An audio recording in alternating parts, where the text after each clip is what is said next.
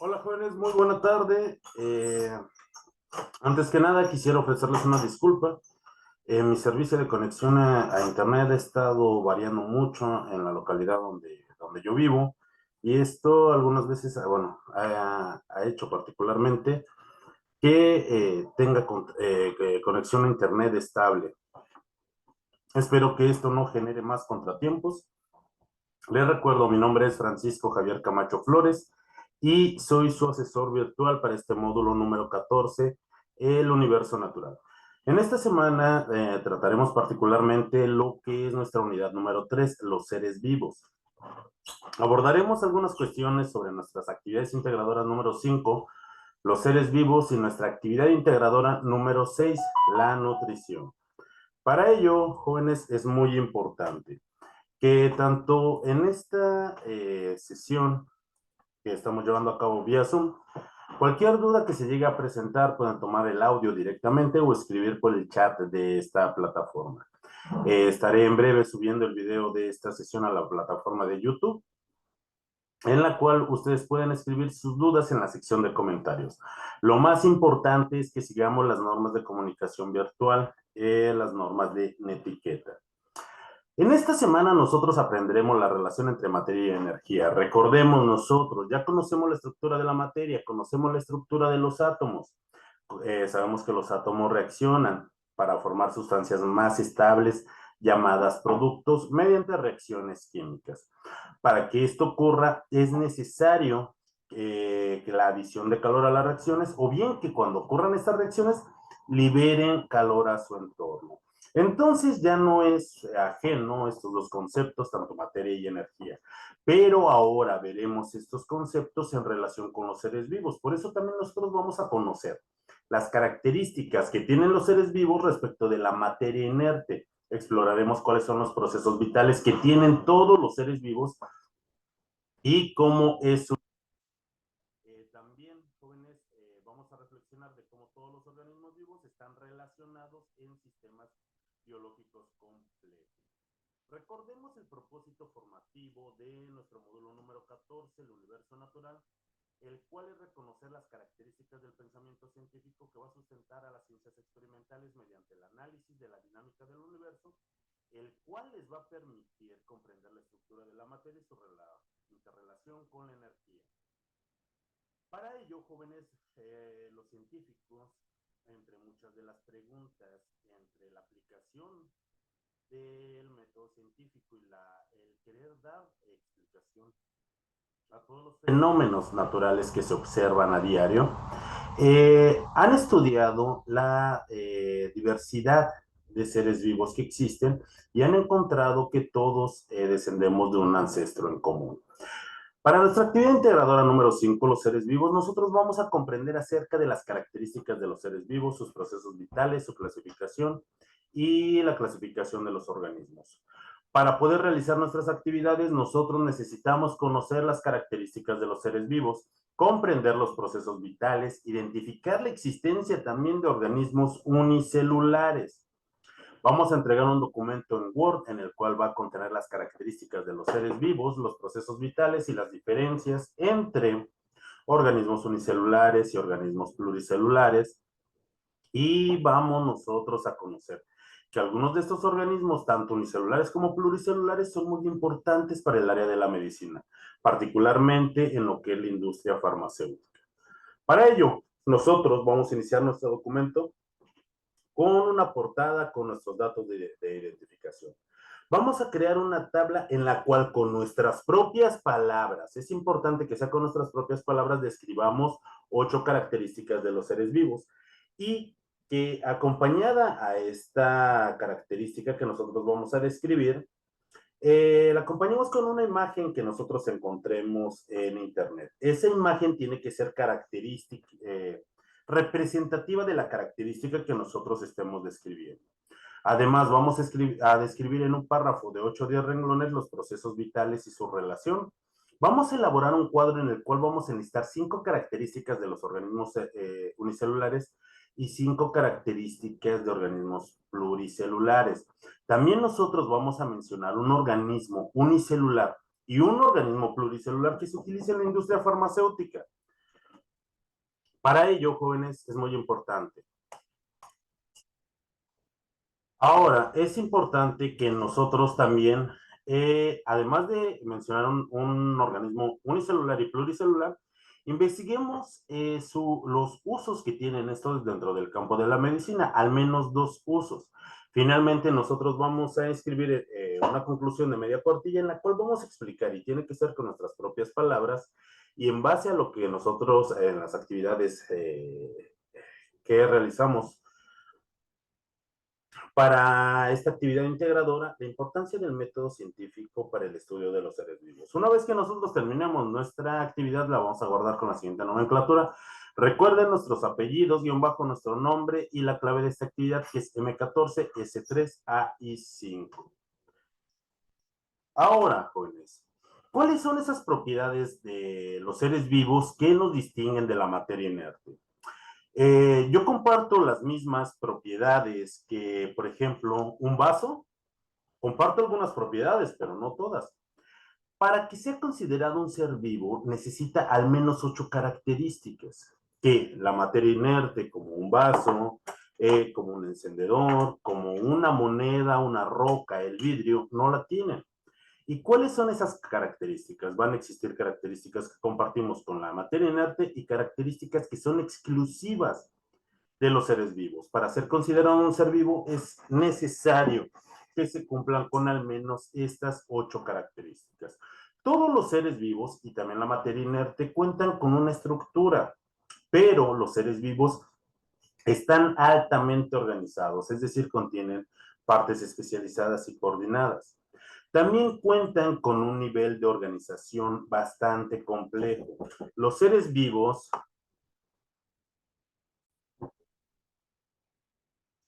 les mencionaba, incluso los organismos unicelulares y organismos pluricelulares, a pesar de que los organismos unicelulares están conformados por una sola célula, son bastante complejos. Los organismos pluricelulares tienen una colaboración de actividades debido a que cuentan con mucho más células. Los organismos pluricelulares al menos están conformados de dos o más células, pero su nivel de organización es muy superior al de la materia inerte. Todos los seres vivos cuentan con un metabolismo. El metabolismo es muy importante porque esas reacciones químicas o reacciones biológicas nos ayudan a la obtención de energía y también al mantenimiento de nuestra propia estructura. Esta es una característica que solo los organismos vivos pueden tener, la materia inerte no la tiene. El metabolismo nosotros lo podemos dividir de acuerdo a las funciones que tiene en catabolismo y anabolismo. El anabolismo nos permite crecer, desarrollarnos, nos permite un mantenimiento celular. En cambio, los procesos catabólicos del metabolismo nos permiten la obtención de energía. El anabolismo es muy importante porque cuando niños nosotros necesitamos desarrollarnos hasta una etapa adulta, pero incluso en esa etapa adulta seguimos con un mantenimiento celular muy importante. Nuestras uñas nos siguen creciendo, nuestro cabello nos sigue creciendo y es parte de esa reparación y mantenimiento celular con el que cuentan los seres vivos. Y parte de ese del metabolismo es encargado en este tipo de actividades. No obstante, nosotros, y como cualquier ser vivo, necesita energía para sus actividades. ¿Para qué? Para salir a correr, para ir a trabajar, para hacer nuestras actividades. Incluso cuando nosotros descansamos, hacemos uso de energía. Otras de las características de los seres vivos es que presentan una homeostasis. ¿Qué quiere decir esto? Que es una capacidad de regular el ambiente interno. ¿Para qué? Para que esas reacciones biológicas se lleven a cabo de una forma normal y eficiente. Es por ello, y por ejemplo, ahora que es verano, generalmente utilizamos ropa más holgada, tomamos bebidas más frías, y esto es para ayudar a nuestro cuerpo a que se refrigere. ¿Por qué? Porque nuestro cuerpo necesita estar en una temperatura estable, entre unos 36 y 37 grados, para que se lleven a cabo tanto nuestro metabolismo como nuestro catabolismo. Pero, ¿qué pasa si nuestra temperatura se eleva? Si nuestra temperatura se eleva por arriba de los 38 grados, ya empezamos a presentar fiebre. Empezamos con dolencias articulares, dolencias musculares.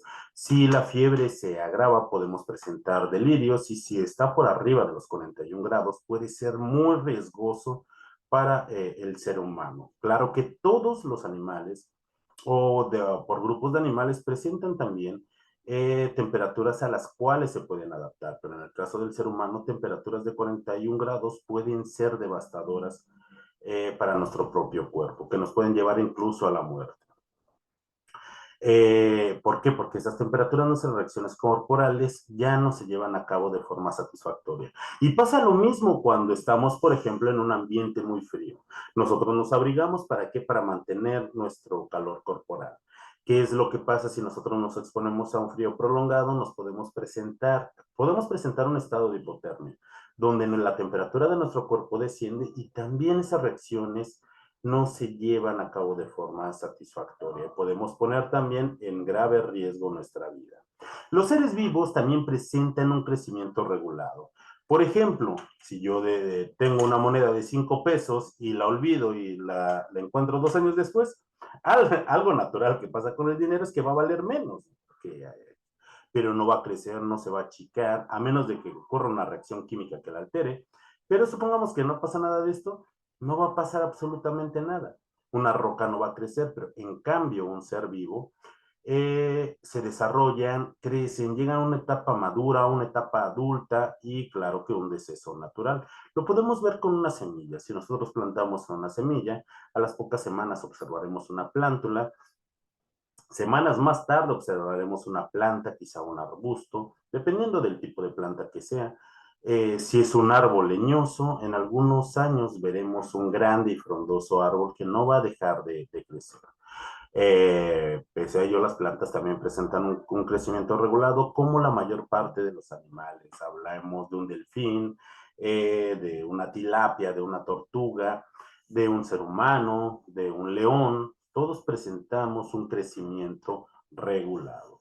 Además, los seres vivos presentan un tipo de reproducción. Esta reproducción puede que necesite dos organismos parentales, es decir, dos organismos padres, para una reproducción sexual, pero también se puede llevar a cabo por medio de una reproducción asexual. ¿Qué quiere decir esto? Que la descendencia es genéticamente igual al de un organismo madre. Esto pasa y es característico de la mayor parte de las bacterias. A partir de algo que se llama fisión binaria, una célula da origen a dos células nuevas.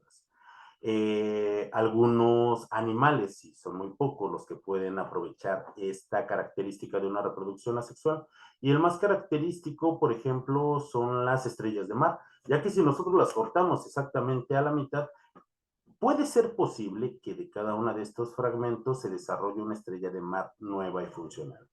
Además que, por ejemplo, los tardígrados también tienen una reproducción asexual, pero la mayor parte de los animales tiene una reproducción sexual.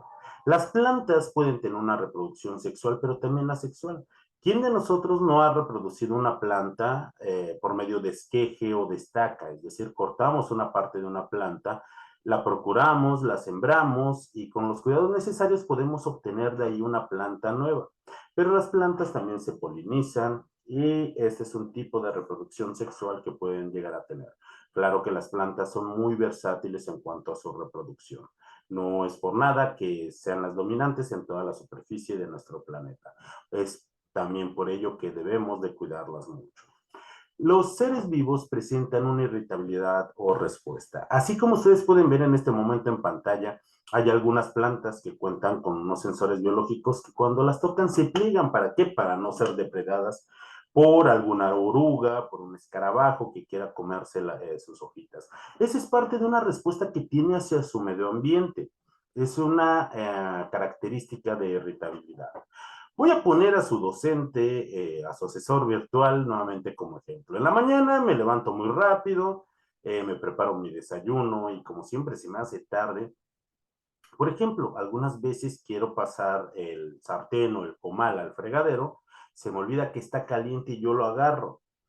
Lo voy a sentir inmediatamente caliente, y mi primera respuesta es dejarlo para no seguir dañando mi mano. O bien puedo gritar. ¿Qué es lo que pasa cuando llegamos noche a casa y algún familiar se esconde detrás de la puerta y nos salta de repente?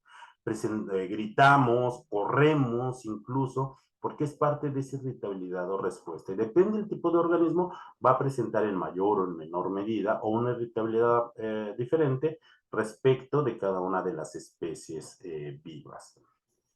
Los seres vivos también tienden a agruparse en poblaciones, pero cuando se integran dentro de comunidades con otros seres vivos y existe competencia, va a existir una selección natural.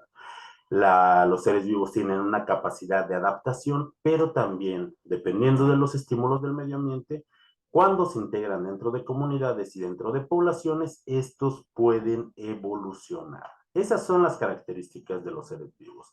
¿Cuáles son los procesos vitales? Los procesos vitales que presentan todos los seres vivos, sin excluir a alguno, presentan fenómenos de nutrición. La nutrición puede ser autótrofa o heterótrofa.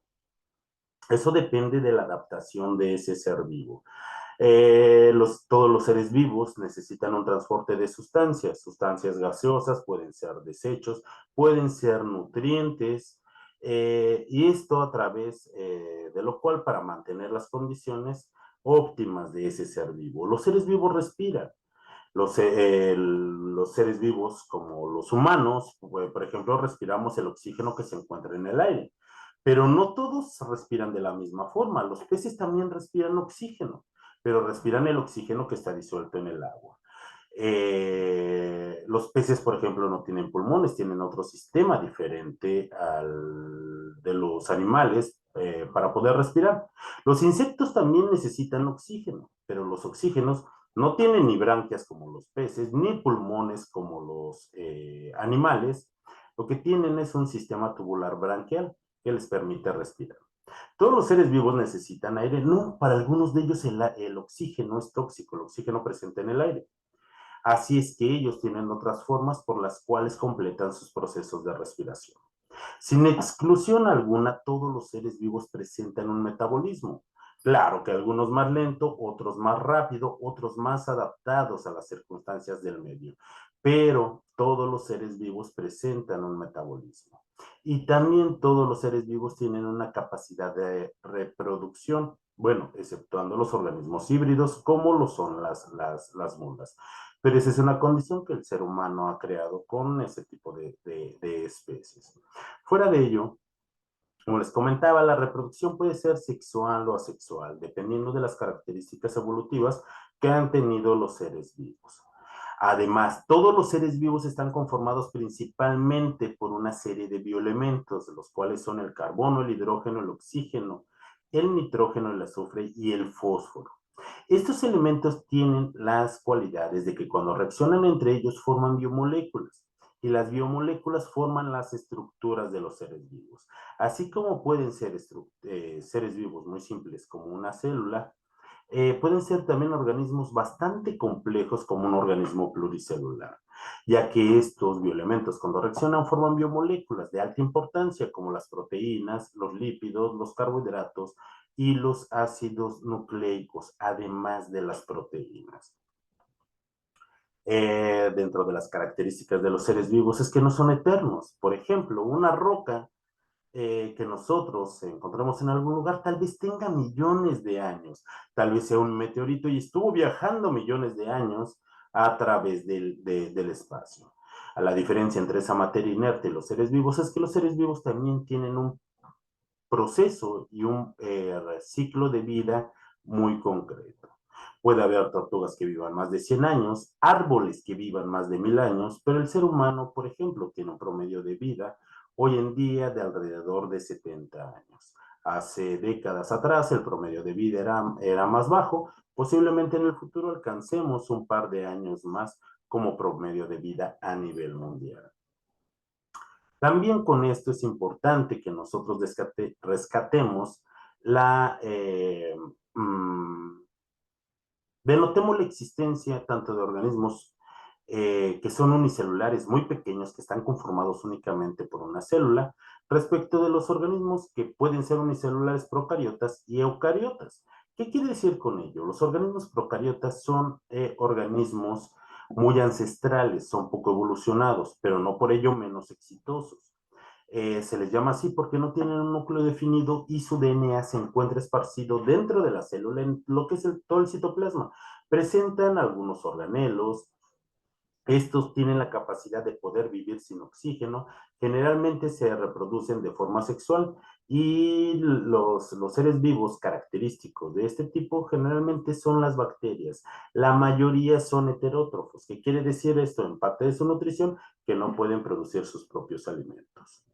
También dentro de los organismos unicelulares pueden existir células eucariotas. Las células eucariotas son células más evolucionadas, como las de las plantas, como las de los seres humanos, como la de los leones y los animales en general.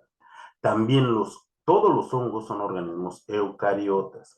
Presentan un núcleo definido, en ese núcleo se encuentra moléculas del DNA que se encuentran en estructuras llamadas cromosomas.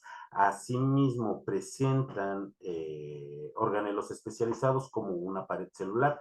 En el caso de los hongos y también de las plantas, pueden existir tanto organismos aerobios como anaerobios y pueden existir tanto organismos heterótrofos como los seres humanos, los leones, los conejos, los elefantes, y asimismo también pueden existir organismos autótrofos, ¿como cuáles?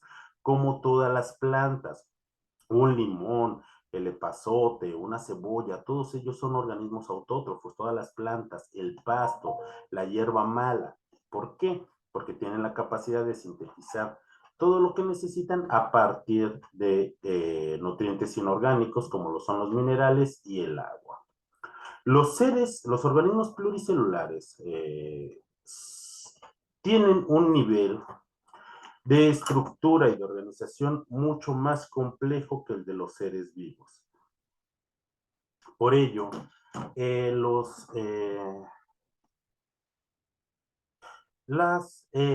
los organismos pluricelulares tienen un nivel de organización, ya que cuentan con más cantidad de células. Cuando se tienen más células y estas tienen funciones especializadas, forman tejidos. Los tejidos forman órganos y los órganos forman sistemas de órganos acoplados y algo muy importante, que tienen una colaboración y diferenciación de actividades. De esta forma, alcanzan a formar aparatos de órganos. En el ser humano contamos con un sistema tegumentario, un sistema esquelético, un sistema muscular, un sistema respiratorio, un sistema circulatorio, un sistema nervioso, un sistema digestivo, un sistema respiratorio, un sistema endocrino. Es tan complejo un organismo pluricelular gracias a que cuenta con un mayor número de células que forman tejidos y cuenta con órganos especializados. Algunas diferencias entre los organismos unicelulares y pluricelulares es que los organismos unicelulares, recuerden, solo están formados por una sola célula. Los organismos pluricelulares están formados por dos o más células. Los organismos unicelulares pueden existir en ambientes muy extremos. No forman estructuras complejas. Generalmente vamos a tener aquí a las bacterias, algunas arqueas, y organismos pluricelulares. También existen hongos microscópicos. Los organismos pluricelulares están formados por dos o más células. Pueden existir desde tamaños microscópicos hasta tamaños colosales, como un elefante, como una ballena azul, como un enorme árbol. Generalmente no viven en hábitats extremos, cuentan con una alta especialización celular, ya que pueden formar tejidos, órganos y sistemas acoplados. Algo muy importante es que el ser humano ha tenido la capacidad, y gracias a ese pensamiento científico, gracias al método científico experimental, de poder utilizar esos recursos naturales a su favor. Hoy en día, empleando tecnología, utilizamos tanto organismos unicelulares como organismos pluricelulares para producir medicamentos. ¿Gracias a qué? A la ingeniería industrial, a la ingeniería farmacéutica, a la química farmacéutica. Y esos pequeños organismos unicelulares son muy provechosos para el ser humano, ya que con algunos de ellos hemos aprendido a desarrollar antibióticos para protegernos de qué? De muchos ataques bacterianos. Por ejemplo, el hongo Penicillium puede crear antibióticos como la ampicilina y la penicilina. No obstante, también existen bacterias como Streptomyces, el género Streptomyces, que puede crear los antibióticos como la tetraciclina, el cloranfenicol o la eritromicina. Y si los seres vivos son provechosos para nosotros, hemos aprendido también a utilizar los organismos pluricelulares. Tal vez algunos de ustedes acostumbren en sus localidades a hacerse un té de epazote, por ejemplo, para desintoxicar nuestro cuerpo y sobre todo para alejar parásitos que podemos tener nosotros en el estómago, en los intestinos, o que nos duele un poco el estómago y nos tomamos un té de manzanilla. Que queremos conciliar el sueño mucho mejor, nos tomamos un té de hierbabuena. Las plantas son un excelente recurso de donde se pueden obtener antibióticos. Por ejemplo, el árbol de la ceiba nos puede proporcionar ácido acetilsalicílico, además de sustancias que pueden ser antiespasmódicas y eméticas. Además de que por sus características contiene ese olor alcanforado, sustancias que brindan esos olores. Algo importante que les quería mencionar, por ejemplo, no sé si todos conozcan a los cangrejos de herradura, son unos cangrejos primitivos, de hecho son reliquias que existen desde antes de los dinosaurios, que todavía siguen vivos hasta nuestros días, y cuentan con su sangre y es sangre de color azul. De hecho, se le conoce como hemolinfa, ya que contiene algunos iones de cobre que les da esa coloración. Su sangre es de importancia médica porque se ha utilizado para contrarrestar algunos efectos del cáncer. También para tratar a algunos astronautas que cuando regresan nuevamente al planeta suelen enfermarse pues por su estadía en el espacio exterior. Se han utilizado algunos extractos de la sangre de este cangrejo para crear medicamentos muy poderosos y contrarrestar enfermedades que también son específicas. Es por ello que en la industria farmacéutica aplicamos el conocimiento científico para qué? Para ayudar a la humanidad con todos los males que nos aquejan. Ahora, algo muy importante, ¿para qué nosotros utilizamos el conocimiento científico? El conocimiento científico es conocimiento que ya está validado. Validado. ¿Por qué? Porque alguien utilizó el método científico. Recuerden que nosotros utilizábamos el método científico con una razón en particular para poder explicar algún fenómeno que se nos presente en la naturaleza. Por ejemplo, ustedes quisieran explicar por qué caen los rayos hacia la Tierra, por qué existen tormentas eléctricas, qué son los rayos. Los rayos es una entidad de plasma generalmente causada por el flujo de electrones. Es energía que se forma en nuestra atmósfera. ¿Por qué sabemos eso? Gracias a todos los experimentos que se han llevado a cabo y que hemos podido caracterizar lo que es un rayo. Eh, Nosotros podríamos en cuestión lo que es un rayo. Claro que sí, respecto a los conocimientos que existen, pero aplicando el mismo método científico. Y adivinen qué es lo que va a pasar. Vamos a llegar a los mismos resultados. Cuando nosotros llegamos a los mismos resultados, estamos desarrollando algo que se llama conocimiento científico. Ese conocimiento científico ya está validado no solamente por un científico, sino por muchos científicos, tal vez como ustedes, que se cuestionen efectivamente será que se lleva a cabo un fenómeno natural por esto, un fenómeno que me ocurra a diario, se ponen a investigar y llegan a la misma conclusión. Entonces, eso ya es considerado como conocimiento científico. ¿Y para qué nos sirve el conocimiento científico? Para desarrollar un pensamiento científico. Tal vez existan experimentos que tarden 5, 10 o 20 años en poderse realizar. Y claro que ustedes, si tienen el deseo de hacerlo, los pueden reproducir. Pero para todos aquellos que ya ha sido validado y sometido esos experimentos, escrutinio, validamos los resultados y creamos conocimiento científico y utilizamos ese conocimiento para desarrollar mucho más conocimiento y desarrollar un pensamiento científico. Hoy en día seguimos cuestionando muchas cosas, pero el conocimiento que ya tenemos lo damos como un hecho, gracias a que se ha seguido el método científico para generar conocimiento científico y a su vez un pensamiento científico. ¿Y para qué nos sirve esto? Para que nosotros podamos analizar los seres vivos que nos rodean, por qué prosperan, por qué decaen.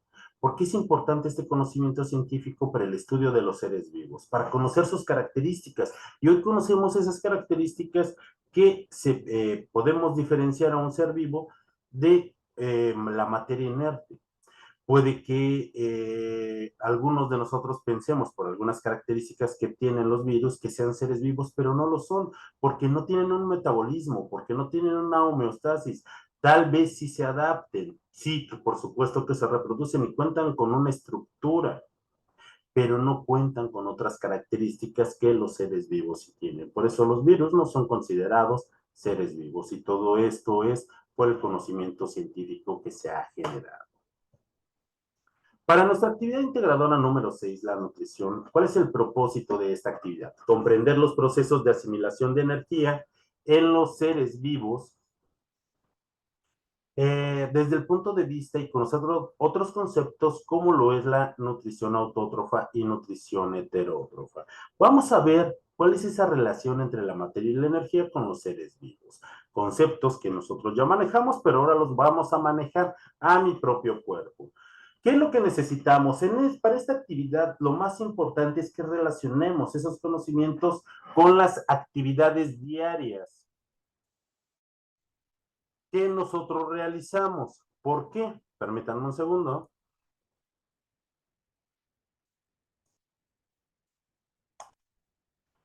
Nosotros realizamos esas actividades mm, no, perdón, nosotros necesitamos relacionar esas actividades con lo que estamos conociendo a partir de este módulo. Por ello, nosotros necesitamos conocer los procesos de nutrición, saber acerca de los procesos de asimilación de energía e identificar la clasificación de la materia. Los conceptos que hasta ahora nosotros hemos estado viendo y todos esos conocimientos los tenemos que relacionar con nuestras actividades diarias. ¿Qué es lo que vamos a entregar nosotros en esta actividad? Vamos a entregar un documento en un procesador de textos en el cual vamos a explicar los aspectos que se nos soliciten sobre la nutrición. Para ello, es importante que nosotros en ese documento lo hagamos acompañar de una portada. Tal vez nuestra actividad no lo esté exigiendo, pero si nosotros hacemos una portada en nuestro trabajo, será más presentable. Primer punto, nosotros vamos a explicar con nuestras propias palabras, en un párrafo de entre 5 y 8 renglones, al menos 5 renglones, la diferencia entre los diferentes tipos de nutrición y alimentación. Y ya hemos hablado un poco de ello. Vamos a colocar 3 ejemplos de lo que es un organismo productor y un organismo consumidor, y también de organismos descomponedores, según la red trófica y cómo que se clasifica de acuerdo a su nutrición que lleva. Si es un organismo autótrofo o es un organismo heterótrofo. Vamos a explicar con nuestras propias palabras en un párrafo de 5 o 8 renglones la relación entre la materia y la energía que se observa en el metabolismo celular. Vamos a describir con nuestras propias palabras la función de 4 biomoléculas orgánicas esenciales para la vida. Vamos a explicar con nuestras propias palabras en un párrafo de entre 5 o 8 renglones el papel que tiene el anabolismo y el catabolismo en los procesos de nutrición. También nosotros vamos a guardar nuestro documento con la siguiente nomenclatura una vez que lo terminemos: nuestros apellidos, nuestro nombre y la clave de esta actividad, que es M14, S3, A y 6. Comentamos hace un momento, de acuerdo a su nutrición, ¿qué es un organismo autótrofo? ¿Qué es un organismo heterótrofo? Los organismos autótrofos tienen la capacidad de generar y de sintetizar todas las moléculas que necesiten para su crecimiento y desarrollo y para la fabricación de su energía también. ¿A partir de dónde lo fabrican? A partir de minerales y de agua. ¿De dónde obtienen esa energía inicial? Y gran parte de esa energía a través de la luz del sol. No solo eso, también hay algunos organismos como las bacterias, y son muy poquitas las bacterias. Y también quiero hacer énfasis, la mayor parte de las bacterias son heterótrofas, pero hay un pequeño grupo que sí es autótrofo, pero en general las bacterias son organismos heterótrofos. ¿De dónde obtienen algunas de estas bacterias su energía? A través de procesos químicos, a través de procesos de oxidación, como bacterias nitrificantes o las bacterias oxidantes del hierro. De esta forma, completan procesos de respiración y también de obtención de energía. Cuentan con algunos organelos especializados, sí, como en el caso de las plantas, que cuentan con cloroplastos que les ayudan a los procesos de fotosíntesis. En cambio, ¿qué son los organismos heterótrofos? Son aquellos que no tienen la capacidad de generar sus propias moléculas que necesiten. Entonces, ¿de dónde la obtienen? La obtienen a través de los procesos de nutrición, mediante el consumo de otros seres vivos. Los organismos autótrofos son organismos productores, mientras que los organismos heterótrofos son organismos consumidores. Puede haber consumidores primarios, consumidores terciarios, consumidores cuaternarios. Recuerden que existen esos niveles tróficos o esa cadena alimenticia. Los organismos heterótrofos ya consumen esas moléculas ya que están previamente sintetizadas. ¿Por qué? Porque consumimos otros organismos, plantas, animales, microorganismos. Ello forma parte de la nutrición humana. Generalmente ese metabolismo es a través de procesos anabólicos, donde nosotros ya tomamos esas moléculas preformadas. ¿Para qué? Para nuestro propio mantenimiento celular y para nuestro desarrollo. Nuestras fuentes de energía es a partir de energía química, a partir de la producción de ATP, que es una molécula de alta energía que utilizan nuestras células. No poseen organelos celulares especializados, como en el caso de los cloroplastos que contienen las plantas. Y todos los animales, todos los hongos, la mayor parte de las bacterias y todos los parásitos son organismos heterótrofos. Ahora, para esto también es muy importante explicar lo que es la cadena trófica. En la cadena trófica, nosotros vamos a tener en la base de esta pirámide lo que son los organismos productores. Los organismos productores, que generalmente son las plantas, la base de la alimentación de toda la diversidad de los animales. Por ello es muy importante. Nosotros en el siguiente nivel vamos a tener, por ejemplo, organismos consumidores primarios. ¿Por qué? Porque se van a alimentar principalmente de esos organismos productores. También vamos a tener lo que son organismos consumidores secundarios, donde vamos a tener organismos herbívoros, que pueden alimentarse de organismos consumidores primarios y también de plantas. También en el caso de los organismos omnívoros, también ocupan este lugar. Y en la parte más alta vamos a tener a los organismos consumidores terciarios. Generalmente, este tipo de organismos son organismos carnívoros, son depredadores. Pocas veces consumen plantas, pero se consumen y están en la parte más elevada consumiendo a las siguientes subniveles que conforman la cadena trófica. ¿Por qué es muy importante este equilibrio? Porque cualquier alteración en estos niveles puede crear un desbalance en lo que son los ecosistemas. Ahora, ¿qué son los organismos que se dedican a procesos de, perdón, eh, organismos descomponedores? Los principales organismos descomponedores van a ser los hongos. Su principal función en la naturaleza es descomponer esa materia orgánica. ¿Para qué? Para nutrir los suelos. De esta forma le otorga a los organismos productores todos esas sustancias como organismos autótrofos para poderse desarrollar, para poder adaptarse de una mejor forma. También las bacterias son organismos descomponedores, pero principalmente vamos a tener a los hongos. ¿Cómo funciona ese proceso de nutrición celular? Nosotros ya conocimos acerca de moléculas que son muy importantes, como los carbohidratos, los lípidos, las proteínas, los ácidos nucleicos. ¿Pero por qué son importantes?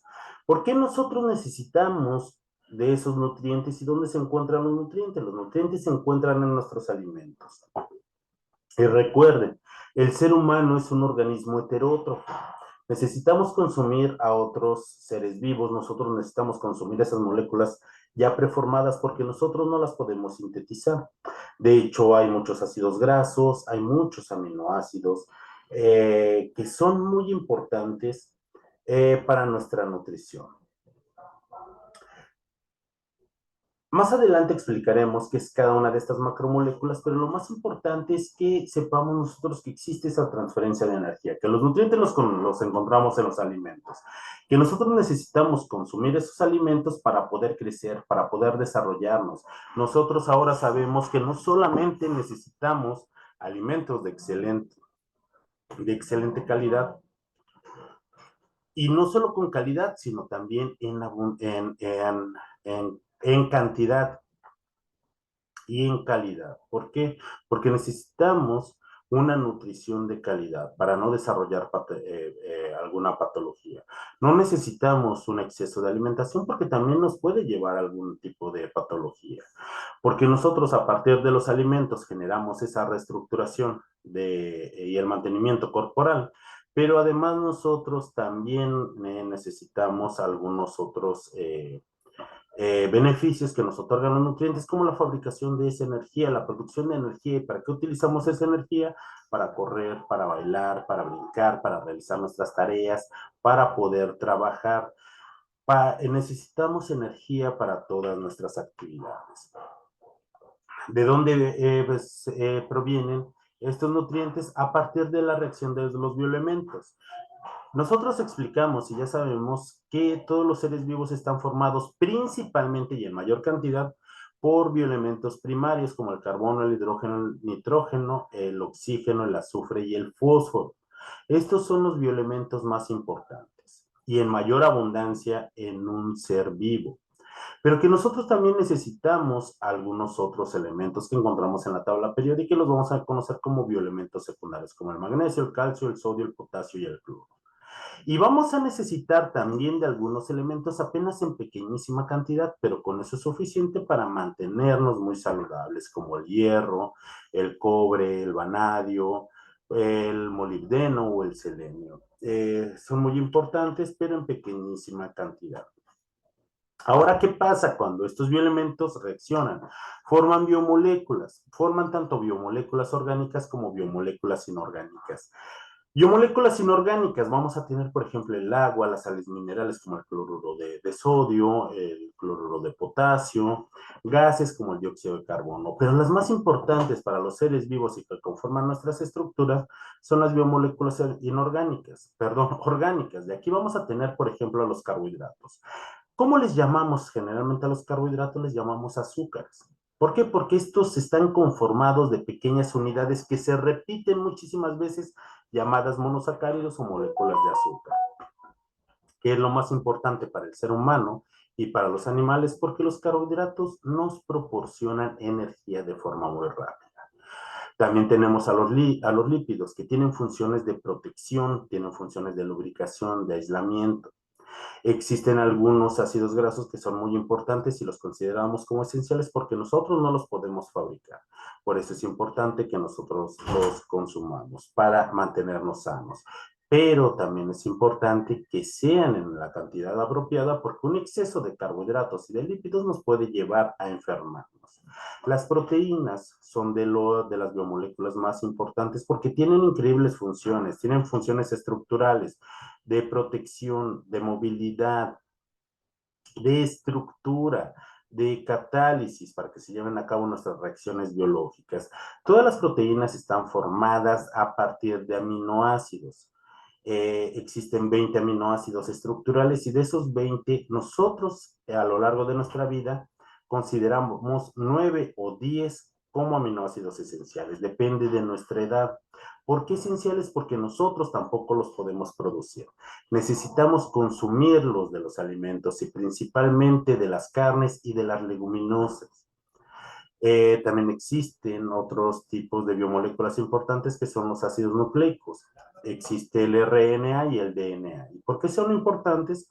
porque el DNA guarda la estructura de quiénes somos y qué es lo que necesitamos, mientras que el RNA tiene la capacidad de leer esa información y llevar a cabo la síntesis de las proteínas. ¿Para qué? Para crecer, para alimentarme, para producir energía, para protegerme. Toda esa información se encuentra ahí. Los ácidos nucleicos están conformados por bases púricas y pirimídicas que se repiten creando un código para la síntesis de proteínas. Yo en pantalla les coloco a unas biomoléculas que no todos los autores las consideran como biomoléculas orgánicas reales. No es de que sean imaginarias, solo que a diferencia de las que acabo de mencionar, las vitaminas son un cúmulo muy diverso y con características muy diferentes de estas moléculas. Los carbohidratos provienen de los azúcares, los lípidos provienen de las grasas, las proteínas provienen de aminoácidos, los ácidos nucleicos de la repetición de bases púricas o pirimídicas, pero las vitaminas no tienen una estructura en común donde podamos englobarlas. Claro que existen algunas con características semejantes, pero que no comparten una característica entre todas ellas. Por ello, hay algunos que no las consideran como biomoléculas inorgánicas, pero yo quise hacer mención de ella. Ahora nosotros tenemos, ya con todo lo que nosotros ya aprendimos, ya entendemos lo que es el metabolismo. Nosotros ya sabemos que el metabolismo es un conjunto ordenado de reacciones que le va a permitir a la célula obtener energía de su entorno y sintetizar los compuestos fundamentales, es decir, sus macromoléculas, a partir de moléculas ya preformadas o bien producir energía para todas nuestras actividades. De ello lo clasificamos en catabolismo y el anabolismo. El catabolismo, recuerden, nos produce energía, energía para bailar, para brincar, para trabajar, para leer, para correr, incluso para descansar. En los seres vivos crea moléculas de alta energía como lo es el ATP. Aquí se encarga de degradar las biomoléculas y obtener esa energía de los compuestos químicos. Algunos ejemplos vamos a tener la glucólisis, el ciclo de Krebs, la propia cadena respiratoria. ¿Qué es lo que pasa en el anabolismo? Recuerden, las fases anabólicas las necesitamos para crecer y desarrollarnos. Generalmente consume energía, se conocen como procesos de reducción porque ayuda a la fabricación de biomoléculas que yo necesito. Algunos de esos ejemplos los llevan a cabo las plantas, como la fotosíntesis y también para la síntesis de proteínas. Recuerden, en esta actividad, ustedes tienen que mencionar las características de organismos autótrofos, si su alimentación es heterótrofo, de acuerdo a las características de que si son organismos consumidores, si son organismos productores o son organismos descomponedores. Tenemos que cumplir con todos los puntos que se nos están solicitando. Recuerden realizar su actividad socioemocional, su actividad formativa 5, su actividad formativa número 6 y sus cuestionarios. En esta semana es muy importante que realicen su encuesta de opina sobre tu asesor virtual, módulo número 14, y opina sobre tu módulo número 14. Una vez que terminen sus actividades, realicen las encuestas. ¿Para qué? Para que tengan acceso a los recursos de la semana número 4. Les compartí algunos recursos que les pueden ayudar a realizar las actividades de esta semana y nos vemos el próximo viernes en punto de las 6:20. Esperando que no vaya a tener más problemas de conexión, pero les aseguro que, bueno, no les puedo asegurar de que no existan problemas de internet en mi localidad, pero yo confío en que ya se minimicen este tipo de problemas. Hasta luego y realicen sus actividades. Adiós.